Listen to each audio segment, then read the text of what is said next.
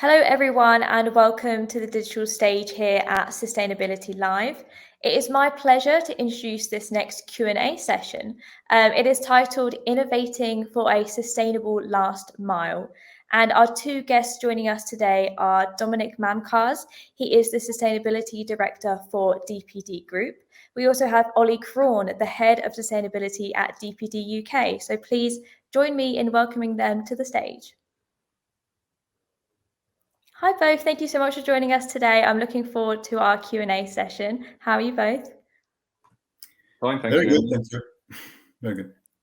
Perfect, awesome. So I think we have half an hour here. We've got some great questions lined up. I think we should just jump straight into it. So firstly, I have a question for you, Dominic. I want you to kind of break down who is DPT Group and exactly what we need to know. Yeah, thank you. DPD Group actually is the international parcel delivery network of Geopost, part of La Poste Group in France. And basically, we posted in 2020 11 billion revenue. On an average, we deliver around 7.5 million packages every day. And we operate through several brands in Europe, such as DPD, Chronopost in France, CO in Spain, and BRT in Italy. And we are going more and more international with new subsidiary in each part of the world. Last but not least, DPD Group business is really about combining innovative technology and local knowledge to provide a flexible and user-friendly service to both shippers and shoppers. So we are basically supporting e-commerce and brick-and-mortar commerce delivery services. Fantastic. And I think hearing you say some of them numbers there, they're just ginormous. A lot of people I know are familiar with DPD Group, of course, and obviously our topic today is about sustainability. So jumping into it, I want to know, how is DPD Group meeting the current sustainability challenge? DPD Group indeed is currently a very active business, as you perfectly understand. With the booming of e-commerce and digitalization, we are under positive pressure to deliver on a daily basis millions of parcels. So sustainability for us is going to be, and it's part of our, let's say, history and part of our daily business, because since 2020 and even before, but since 2020, in the strategy of DPD Group called Together and Beyond, we clearly set our vision, which is to become the international reference in sustainable delivery and leading enabler of the e-commerce acceleration. So having said that, I mean, it puts a lot of pressure, and positive pressure to DPD Group.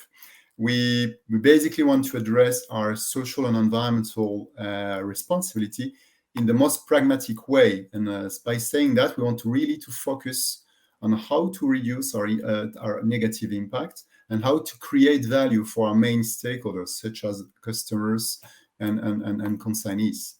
Just a few highlights of our program. One of them is our long-standing carbon neutral commitments.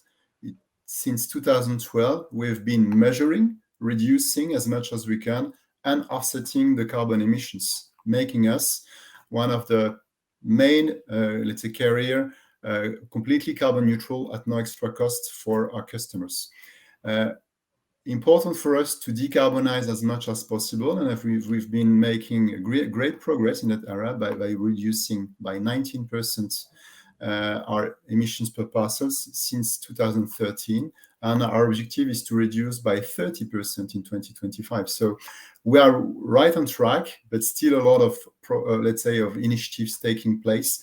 And one of the latest great plan that was launched by DPD Group was the decarbonization, and let's say the fact that we would like to deliver 225 cities with exclusively low emission vehicles by 2025. That's one of the boldest commitments in let's say in the industry, and we will hopefully achieve this number by already stating now an actual deployment, which is at the pace of 2/3 of the cities already initiated. 50 cities already fully covered with low emissions, and the first of the cities deployed was Paris, dealing with around 5,000 low emission vehicles. So that's a big plan, and we are, let's say, well on track and still pushing hard to achieve our target. Second element, and we are more and more active in fighting air pollution, and not only assigning aggressive targets within DPD Group, replacing vehicles with low emission vehicles, but as well becoming a European network for measuring air quality. And I will not expand now. I think we will come back on this topic later on, but that's as well one of the key environmental issues that we're currently addressing. Another one, and to be very consistent with the delivery, we want to become as well and contribute actively to a more circular economy by managing sustainably our resources, and as well bringing added value services to our customers. And that's something as well that we'll probably address a bit later on with Ollie, I'm sure, when it comes to managing returns in a sustainable way at the benefit of other stakeholders, or potentially using reusable packaging. So that's the third element. And last but not least, we are a people-driven company. We indeed have more than 97,000 people, delivery experts, working for the group on a daily basis, and we want as well to be very focused on our social responsibility. And this is as well another part of the business where DPD Group tries to improve and to be a responsible employer on a daily basis. And I will give you further examples on how innovation brings this brings value on this. Finally, I would say that innovation related to last mile, but not only last mile, is really all about our daily work, and it goes from ground up. And a good example that I wanted to give you to continue is the My DPD app that has been deployed. First, developed in the UK, and it is now live in 16 business units in Europe. And this is where I think Ollie can tell a bit more about that. Absolutely. And I mean, that's fantastic there. You can clearly tell that innovation is completely at the core of everything you do with a sustainability focus. And obviously, I'm glad you mentioned My DPD app there, because we're going to move on to discuss that now with Ollie. So I'm wondering if you could tell us a little bit about DPD's UK's innovative digital solution, which is My DPD, of course. How exactly did that come about? Well, Emily, we've always driven innovation in DPD. Back in 2009, we actually launched our Predict service, the 1 hour window that most consumers will be very familiar with nowadays. And we're still the only carrier that actually delivers that 1 hour window as well. And really, the app came about as an extension to that, to sort of further our in-flight and consumer experiences. It was launched back in 2017. We have over 8 million app users in the UK alone. As Dominic had said, it's also being rolled out to numerous other countries, business units in Europe. And it just gives a better experience to the consumer. You can personalize your in-flight options. You can take pictures of where you want your parcel left safe. So it's increasing the amount of times that a delivery is going to be delivered first time, which is obviously great for the environment, efficiencies, congestion and air quality in cities. So it's really important to sort of give those solutions to our customers and their consumers. Absolutely. And obviously focusing on sustainability here, could you expand a little bit on how exactly My DPD does support your sustainability goal and the work you do at DPD? So obviously I talked about Predict and how that has, with the app's integration as well with Predict, that helps reduce second deliveries and returns of parcels. So that accounts for about 5% in efficiencies. There's also pickup options that you can do in flight. So a consumer can go and pick up their parcel from a local shop if they're not at home, so it can be delivered into there. We've just recently in the UK had expanded our pickup shops and utilised the post office network now, which was groundbreaking at the time for DPD to work with the post office. It's a great way to communicate our sustainability messages to consumers as well, with 8 million people obviously utilizing the app. We have green notifications. So all of the people that have received a DPD delivery, typically you would get a red notification to say you're 1 hour window. If it's being delivered on an electric vehicle, we turn that green. So, you know, consumers understand what we're doing, where we're delivering. With that, we actually also link and tally up deliveries in the UK with green deliveries via an EV. And the consumer, once they hit 25 deliveries with an electric vehicle, we plant a tree for them. So that's all put into the app as well, and it really enhances the consumer experience and their awareness as well. Along with that, and I know we're going to talk about Project Breathe air quality monitoring system, that also is launched in 6 towns and cities in the UK. And the consumers that use the app in those 6 towns and cities can see the air quality in their area. So it's bringing, again, awareness to another element of sustainability. Obviously, it's an extremely important piece of sustainability with air quality in our cities. So it is really a great way to integrate and communicate with the consumer. And then there's also the carbon calculator that we're working on at the moment to launch. So consumers will have a sort of personalized carbon footprint so they can see that detail. Fantastic. And asking a question back to Dominic now, obviously last mile is a huge part of what we're talking about here. And I kind of wanted to ask just a slightly broader question. How else is the group innovating for more sustainable last mile deliveries?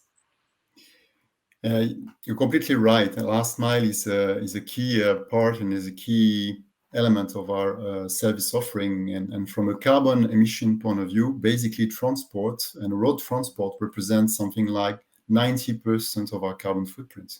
Last mile being approximately 40% in 2020. So this is an important part. We intend to definitely, as you understood, be very ambitious in increasing the uptake of electric vehicles in our first and last mile. That's essential. But innovation is not just about electric vehicles. Of course, there are other ways to reduce our impact. And first of all, it's about really adapting and optimizing our processes and technology improvements. We're challenging our operations on a daily basis. We are modifying our route planning. We are loading our trucks with loose loading techniques, not to lose and to leave empty spaces. We are trying as well to equip the vehicles, the trucks, with low resistance tires, for example. So all kind of technological elements that can really support the efficiency. We as well rethinking the distribution network to be very close and closer to the consignees. And that's something which is really as well a key objective. We have lately reported the fact that we have now more than 150 urban depots in Europe, and it's going to be again even more than that soon. And we are investing as well in a pretty massive out-of-home delivery network, which means pickup points, pickup shops or lockers, which are basically today more than 50,000 in Europe, and we envision to deploy that in more than 100,000 of them in 2025. So this as well, distribution network is going to be key. The third element is, and that was mentioned by Oli already, are the interactions with the consignees by using the so-called predict notification and to reduce the impact, and mentioned by Oli, by 5% per parcel. So that's customer interaction is key as well. And finally, innovation as well is developing and incorporating new services that really fits to the consumer habits that increasingly digital, more convenience, and of course closer again to the consignees, and therefore reducing the trips and potentially the environmental impact. And one key example would be the pickup drive concept that was launched in Paris in 2021, where we partnered with Carrefour, the big retail brand in France, and we opened some pickup drive, which is basically a solution to collect, return all food and non-food products and deliveries from a single location. And this opens 6 days a week. So this really shows as well the wealth of innovation that we're putting in practice to support our plants.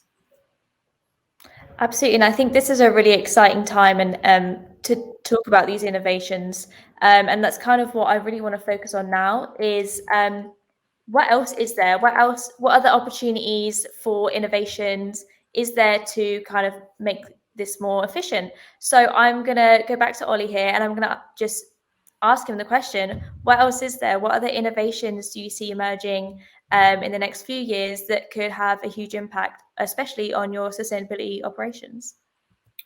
Well, Emily, circular economy has such huge potential moving forward. Here at DPD UK, we launched last year our Relove concept, which is again linked to the app, where consumers, at the moment, only with one of our customers, when they get a delivery via this customer, a notification is received in the app that suggests that they can do a relove process, which is about reloving clothes. So it's a charitable circular economy concept, working with 5 charities in the UK. I don't know if people are aware, but about 350,000 tons of clothing goes to landfill in the UK alone every year, which is absolutely ridiculous. So what we're trying to do is provide an opportunity to relove this clothing. And even another part of the sustainability initiative is that via the app, you're actually not creating extra journeys. So the driver is already coming to your door to deliver. And when they deliver, you leave, obviously COVID safe, your parcel for your charities, and they will then take it back to the depot and process it accordingly, how you've obviously selected one of those 5 charities or a randomized selection. And then that goes to the charity and end up in a charity shop and hopefully be reloved and resold, help charity as well, which is obviously extremely important.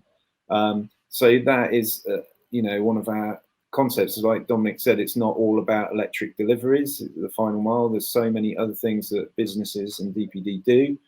And we will be opening that up to other customers in the coming months as well, so it'd be reaching even more of those 8 million app users as well, so that'd be fantastic. And then we also have the Eco Fund here in the UK, which we gather up all of our waste shrink wrap and waste pallets, so wood and plastic, in our hubs, and we generate about or process over 1 million parcels a day in the UK. So you can imagine there's quite a lot of shrink wrap and pallets that are typically thrown away. We actually gather it up and sell it on to businesses that then generate fresh shrink wrap. So they break down the used shrink wrap and create fresh shrink wrap. So again, it's a circular economy initiative. That money doesn't actually go into DPD's finances. It goes to our Eco Fund, and we donate that money to good causes linked to sort of ecological and sustainability initiatives in local communities. But also bigger projects. We planted 80,000 trees in Wareham Forest on the south coast of the UK. Sadly, it was burnt down in May 2020. So we've replanted that forest using those funds, which is just a fantastic piece. And it's not about carbon offsetting. It was a social responsibility piece. And then we've also done a food waste initiative. So that is, quite a headline grabbing piece with food waste nowadays. And we have seen an increase in food customers, especially in the pandemic.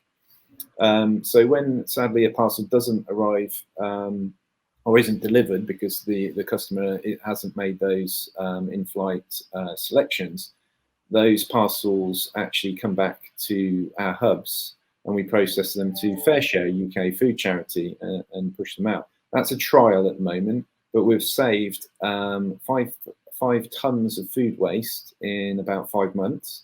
And that's thousands of meals to people who really need it. So it's really important that people review the waste and actually reuse it for the good. So there's some fantastic opportunities there.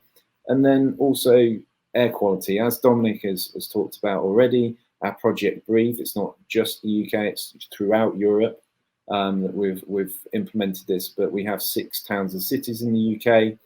Those sensors placed on our vehicles and in fixed locations.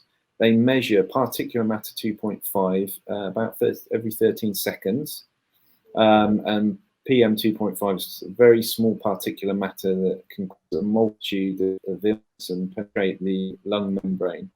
But we're helping local government and academic institutions utilize this data, because typically air quality sensors are fixed in one location. So obviously our fleet driving around these towns and cities cast the net much wider and gather a larger amount of information for them. So it's really important that people like DPD, private business, help public institutions and work together to provide this type of data. I mean, that's fantastic. There's a whole bunch there, but I still want to throw this question back over to Dominic, because I know for a fact that you've got more things up your sleeve. So, Dominic, what other innovations do you see emerging to help support these sustainability operations?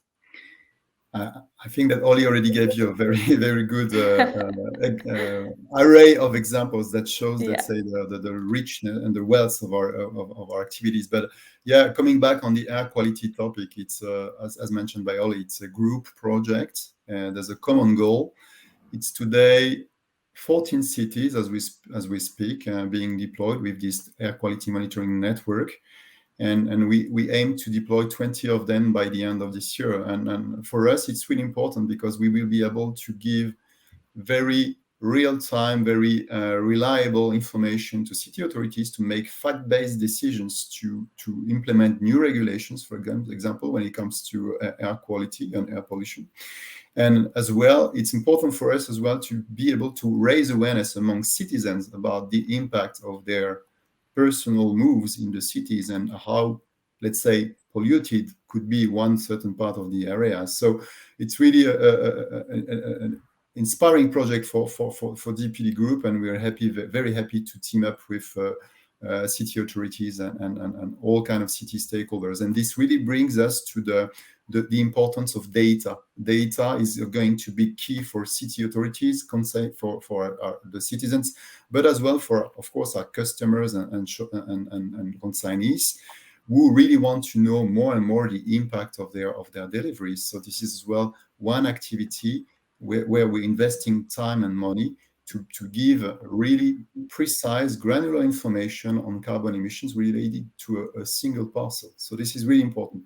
And an additional example, then going out a bit of let's say, the environment of the city, there's a big focus currently within DPD Group on trying as well to innovate and to impact positively in terms of heavy good trucks. You know that I told you that 90% of our carbon footprint is related to transport. Line haul trucks, long distance truck is important one. So we are testing and learning with a lot of technology currently being operated in our various business units in Europe. And just to give you an example of innovation, I think that's important to note. We have been one of the first to test and to operate a full electric truck in Switzerland with a small company called Futuricum and another partner called Continental. And it was a pride for us to beat a Guinness World Record, because we did more than 1,000 kilometers on a single charge with one big truck, which was a first in the industry.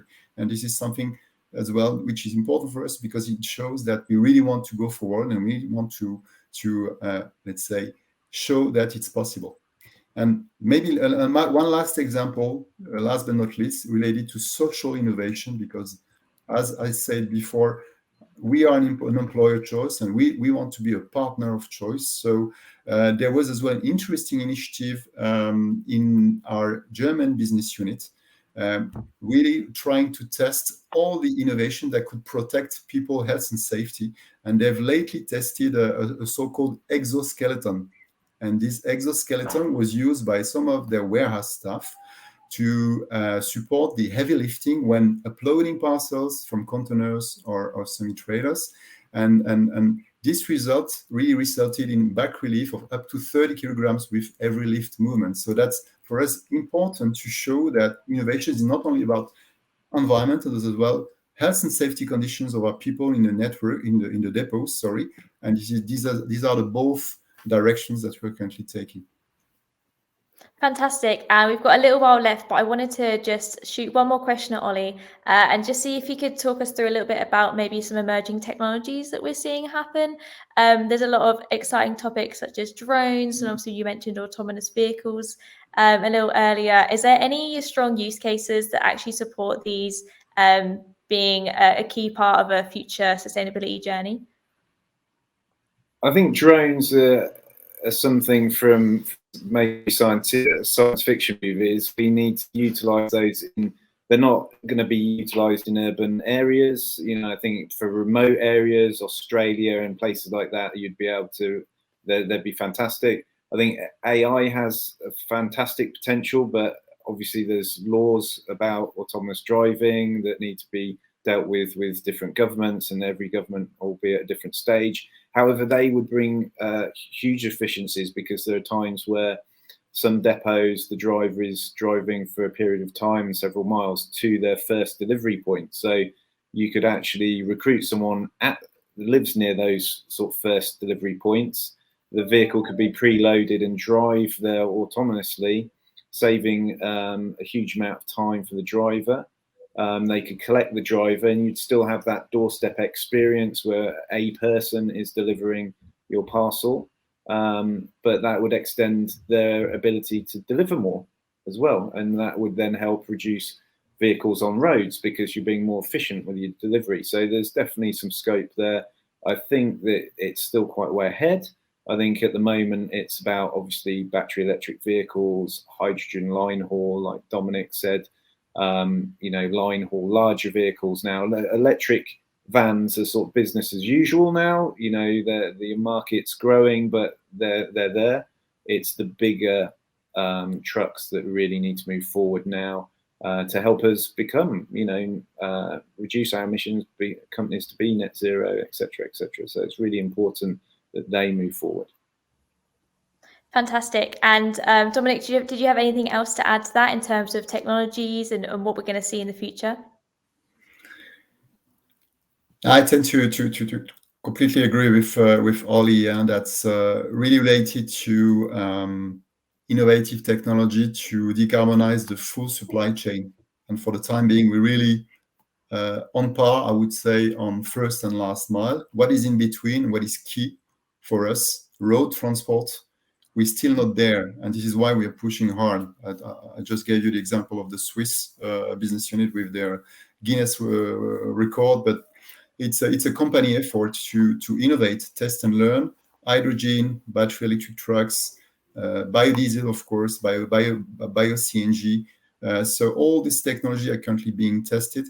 We are indeed pushing hard. We want to show as well that it's possible from a total cost of ownership and business case point of view.